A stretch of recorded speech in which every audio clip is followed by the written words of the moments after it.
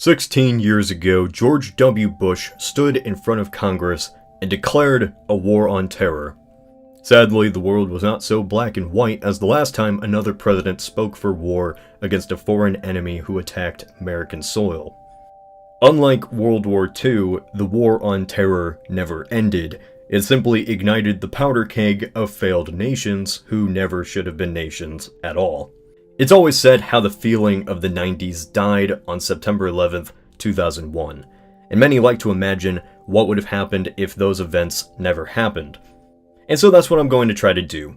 I'm going to imagine an alternate timeline where the attacks of September 11th never occur, and the war on terror doesn't occur as well. Usually, I make context to catch people up, but since these events are so recent, you most likely have a basic understanding of major events from the last 2 decades. In this alternate timeline, for the sake of simplicity, no major terrorist attack of that magnitude occurs in the early 2000s. It is 2001, an alternate 2001. On a bright September day, nothing happens. No planes are diverted off course and into designated targets, no buildings collapse, Manhattan is fine, Washington is fine. September 11th, 2001 is a typical day. It'd pass and be forgotten. It'd be as eventful as the day like June 12th, 2007, a date only notable in history for the premiere of Transformers in Australia. Just a day. For the United States, 2001 comes and goes. George W. Bush, while a pretty easy target for pundits, is a generally bumbling but inoffensive president. To the American public, the US should just continue its path as the sole superpower, remaining militarily isolationist while supporting its allies and using diplomacy to shape international policy. Like a guiding hand. By alternate 2005, Iraq remains not invaded. Without the fears caused by 9/11, there is no war on terror for Bush to use as leverage when wanting military action against Iraq. By 2005, Bush won re-election after 4 years of domestic issues. Yay! Healthcare and taxes, all that stuff. This would be most of the 2000s. The funniest thing about this alternate Bush presidency, and alternate America, is really how mundane it all is, until 2008. 2008 would be the great catastrophe to America in this alternate timeline. Even in a world without 9/11, the Great Recession happens anyway. The housing bubble bursts. You know the deal. The financial crisis affects everywhere on Earth, including the Middle East. So, let's talk about the Middle East. Without America invading Iraq, the 2000s mark a period of tension for the Middle East, as the region is ruled by stagnant dictators holding on to power. In this alternate tale, Saddam Hussein rules over an empire of ashes. Iraq is no longer the powerful military force it was in the early 90s. The American bombs of Desert Storm made sure of that. He still rules with an iron fist, but by the 2000s, his prominence on the global stage is becoming smaller.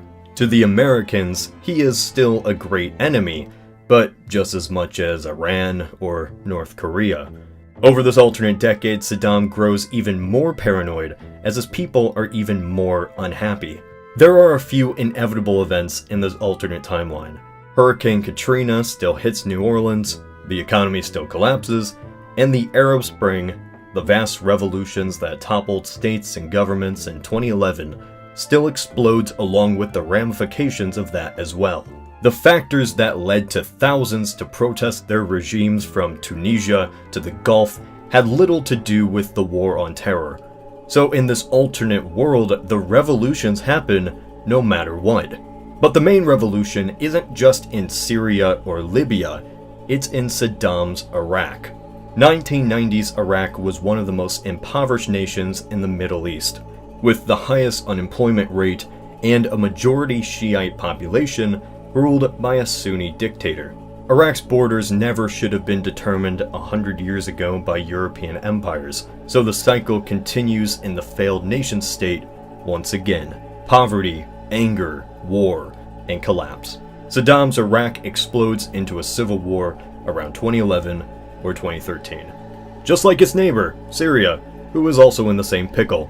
Since Assad and Hussein hated each other, both states might not only fight rebels, but also each other. Assad, keep in mind, is allied with Iran, and so Hussein would also be fighting an Iran ally, while Saudi Arabia is also fighting fighters in both civil wars against Assad and Hussein, and it just doesn't end. Keep in mind, this is still while foreign fighters pour in by the thousands. Why? Because Islamic extremism still grows. Thank the oil money of Saudi Arabia for that. I don't want to get into specifics, but Saudi Arabia's main branch of Islam is a belief called Wahhabism, a distinct fundamentalist and uniquely violent teaching of Islam.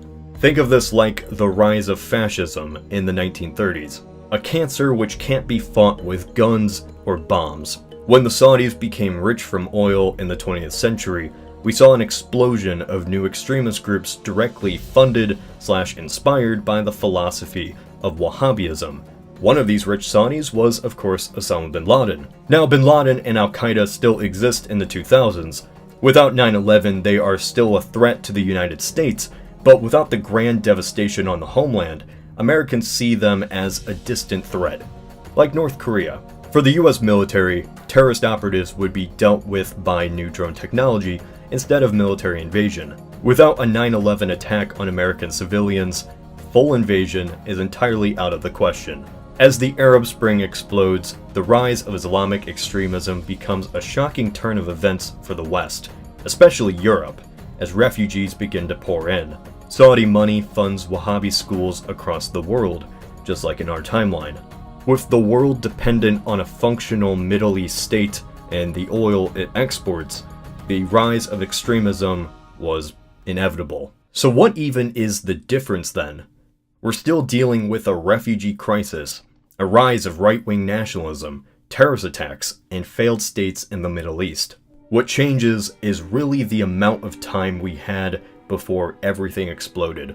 The reason why 9/11 is still so prominent in the minds of Americans today is because it's seen as the start to the world that we live in now. The reason we like to imagine a world without 9/11, or why you probably clicked on this video, was to think of a world that would have been better because those towers never fell. It's cathartic to believe that if we had prevented 9/11, the issues we face now wouldn't have happened. But after my research, I just can't believe that anymore. And oddly, it's sadder. Instead of our world being an exception because of a dramatic terrorist attack, our world really is just something that was going to happen anyway. In this alternate world, we just get a decade more of peace before the events we face occur due to events being put in motion centuries ago, entirely out of our control. So what's more ominous? The fact that 9/11 caused the world we live in now, or the world's history making an attack like 9/11 inevitable? Of course, this isn't an 100% prediction, it's simply one scenario out of the countless that would have happened. What a way to end the video. But hey, I'll joke a lot more in the next. What do you think would have happened? This is Cody of Alternate History Hub.